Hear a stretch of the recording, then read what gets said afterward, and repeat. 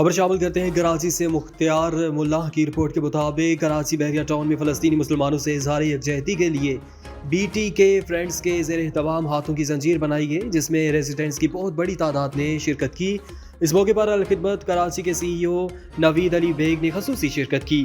فلسطین سے اظہار یکجہتی کرتے ہوئے ہاتھوں کی اس زنجیر میں بچے، بوڑھے، مرد، خواتین اور نوجوانوں کی بڑی تعداد نے ہاتھوں میں فلسطین کے جھنڈے اور پلے کارڈز اٹھا رکھے تھے، جن پر مظلوم فلسطینی مسلمانوں سے اظہار یکجہتی اور اسرائیل کے مظالم کے خلاف نعرے درج تھے۔ شرکاء نے فلسطین کے حق میں شدید نعرے بازی بھی کی۔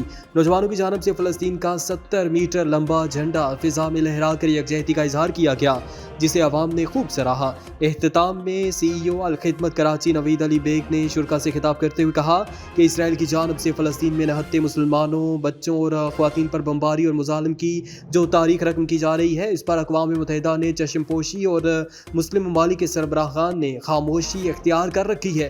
مسلم ممالک دین اسلام کی رشتے کی پاسداری کرتے ہوئے فلسطین کے مسلمانوں کے لیے آواز بلند کریں اور اقوام متحدہ اس کا نوٹس لیتے ہوئے فوراً اسرائیل کو جنگ بندی پر پابند کرے۔ آخر میں اس پروگرام کے روح رواں طارق رحمان اور ان کی ٹیم، نجم ادریس، ارشد رؤف اور عنایت اللہ اسماعیل، بحریہ ٹاؤن کی سماجی شخصیات فرح شاہد، افشاں طارق، نیلوفر اسلم، ساجدہ عالم اور دیگر نے الخدمت فاؤنڈیشن کراچی کے سی ای او کو بحریہ ٹاؤن کے ریزیڈنٹس کی جانب سے جمع ہونے والی 30 لاکھ روپے کا چیک پیش کیا۔